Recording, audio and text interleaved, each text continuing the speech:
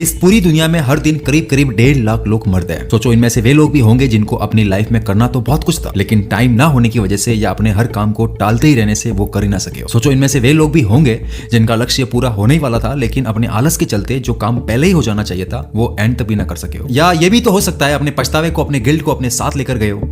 सिर्फ एक बार मेरी बात को फील करके सोच के देखो, अगर हम भी इसी पछतावे के साथ चले गए तो सोचो क्या होगा। रहेगा तो सिर्फ पछतावा कि काश मैं ये कर लेता। मैं बिल्कुल भी फेक प्रॉमिस नहीं करने वाला कि वीडियो को एंड पूरा देख लो और आपका आलस बिल्कुल गायब हो जाएगा, लेकिन हाँ इस बात की तो गारंटी है अगर ध्यान से सिर्फ 3 मिनट सुन लोगे तब आपको समझ आने लगेगा कि आप क्या हो और क्या बनते जा रहे हो। एक गुरु ने अपने सबसे आलसी शिष्य को खुशी से पारस का पत्थर दिया और कहा जाओ इस पारस के पत्थर को जिस भी लोहे से टच करोगे, इसे छुओगे तो वो लोहा सोने में बदल जाएगा, लेकिन याद रहे ये पत्थर शाम तक मैं तुमसे वापस छीन लूंगा।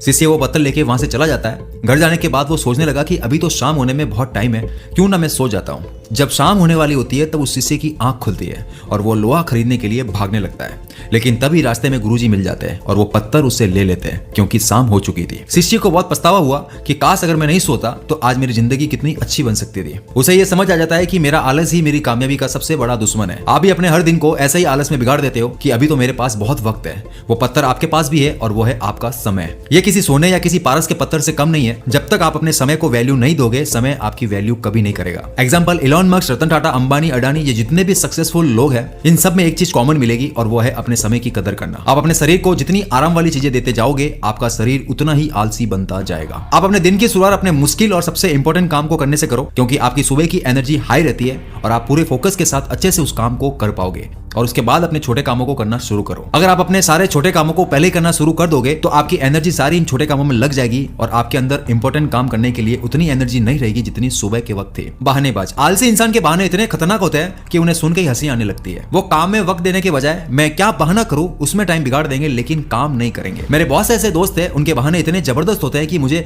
सुन के हंसी आने लगती है। ऐसा उन्हें लगता है कि मैंने उसे पागल बना दिया है अपने बहानों से, लेकिन हकीकत में वो तुम्हें धरती पे बोझ समझ चुके हैं। बहानों से आप सिर्फ खुद को धोखा देते हो। एक बात याद रखना, सिर्फ काम को शुरू करने के लिए हमें आलस आता है और जब शुरू कर देते हैं तब हमें उस काम में इंटरेस्ट आने लगता है। किसी भी काम को करने की शुरुआत नहीं करोगे तब तक आपको आलस घेर के रखेगा, टालने का कीड़ा। हम अक्सर किसी भी इंपॉर्टेंट काम को हमेशा टालते रहते हैं, मतलब उस काम को ऐसी चीजों में रिप्लेस कर देते हैं जो हमारे माइंड के लिए मजेदार और आसान होती है। जैसे मान लो हमें कोई इंपॉर्टेंट प्रोजेक्ट तैयार करना हो जिसकी डेडलाइन सिर्फ 2 दिन की है, लेकिन हम क्या करेंगे, हम 1.5 दिन सिर्फ उस काम को टालने में निकाल देंगे और फिर डेडलाइन की वजह से लास्ट मोमेंट में हम वो काम करने लग जाते हैं। लेकिन हम वो काम वैसा नहीं कर सकेंगे जैसा हम 2 दिन में कर सकते थे, क्योंकि शॉर्ट टाइम आपके माइंड में प्रेशर क्रिएट करेगा और उसके चलते आप जल्दी जल्दी सिर्फ उस काम को आप खत्म करने की कोशिश करोगे। मतलब आपकी जो क्रिएटिविटी है वो उस काम में नहीं दिखेगी। और सबसे बड़ी बात, जिन कामों की डेडलाइन है वो तो हम कर लेते हैं, लेकिन जिसकी कोई डेडलाइन ही ना हो वो काम हम जिंदगी भर टालते रहेंगे। ये उस समय हमें कोई बड़ी प्रॉब्लम नहीं दिखेगी, लेकिन लगातार अपने काम को टालते रहने से एक टाइम बाद हमको भारी रिग्रेट होने लगेगा। जर्मन यूनिवर्सिटी ने 1000 लोगों पर स्टडी करके बताया कि अपने हर काम को टालने की वजह से स्ट्रेस ज्यादा होता है, एंजाइटी, डिप्रेशन के भी आप शिकार हो सकते हो। अगर काम को टालने से हमें खुशी नहीं मिलती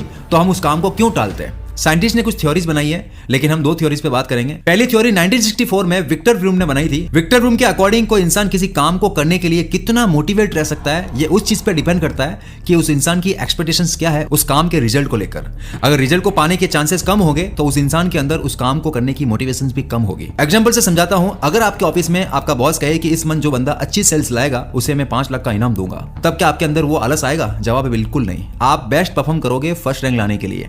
आप क्या चाहते हो और आपको क्या मिलने वाला है, बस ये क्लियर रखो, तब आप किसी भी काम में आलस हरगिज नहीं करोगे। सेकंड थ्योरी है नीड ऑफ पावर। ये थ्योरी 1960 में डेविड मैकलेंडन ने बनाई थी। इनके हिसाब से अगर आपको ऐसा काम दिया जाए जो सीधा आपके नीड से कनेक्ट हो, तब आपकी उस काम को करने की मोटिवेशन पीक पर होगी। एग्जांपल जैसे हमारे देश के बहुत से पॉलिटिशियंस, अगर उनको सत्ता में पावर के लिए कोई ऐसा काम दिया जाए जिससे उनकी पावर और बढ़ सकती है, तब वो नेता फुल मोटिवेशन के साथ काम करेंगे। लेकिन अगर वही उनको ये कहा जाए कि जनता का कुछ भला करना है जिससे उनको कुछ नहीं मिलेगा, तब वो उस काम को टाल देंगे, उनका मोटिवेशन लो हो जाएगा।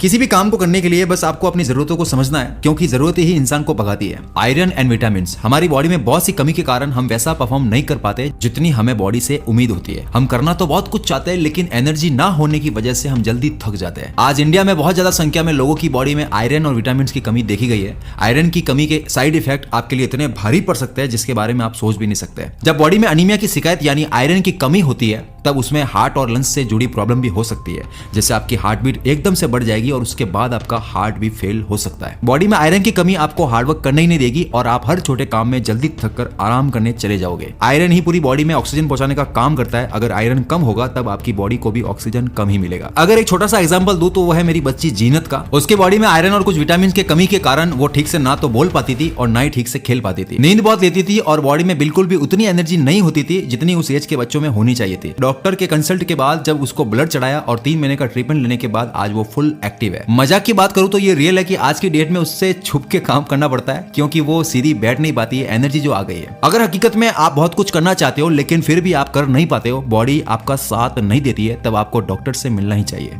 क्योंकि हर आलस वैसा नहीं होता जैसा हम सोचते हैं, क्योंकि बॉडी का फिट होना भी बहुत जरूरी है। स्लीपिंग, अगर आपकी नींद पूरी नहीं होगी तब आप पूरे दिन लेजी फील करोगे, यानी आप पूरे दिन सुस्त रहोगे और आपका माइंड भी ठीक से काम नहीं करेगा। आपके लिए किसी भी काम में फोकस बनाना बहुत मुश्किल हो जाएगा।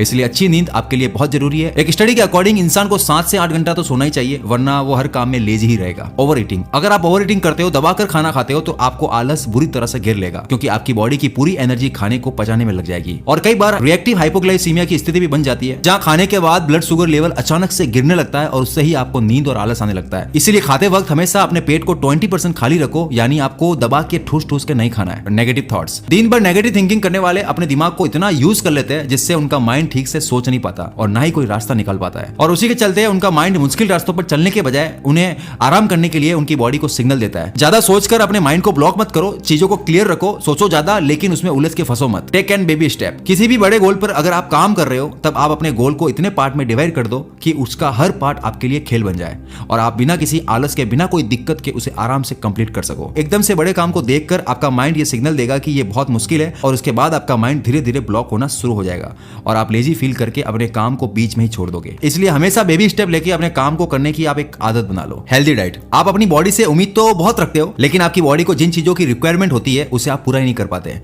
जैसे कार को अच्छे फ्यूल की जरूरत होती है, ठीक उसी तरह आपकी बॉडी को भी एक अच्छी डाइट की जरूरत होती है।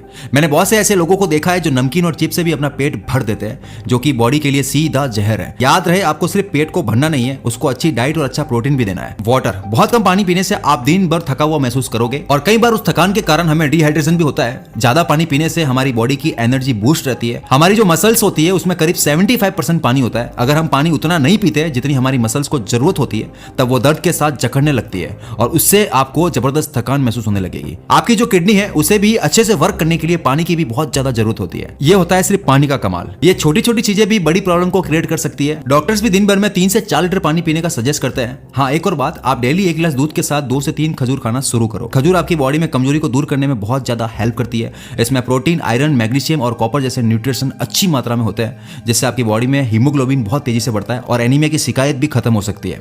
अगर वाकई में इस वीडियो ने आपकी लाइफ में थोड़ी सी भी वैल्यू ऐड की है तो पूरी ईमानदारी से लाइक एंड कमेंट्स करके जरूर बताना।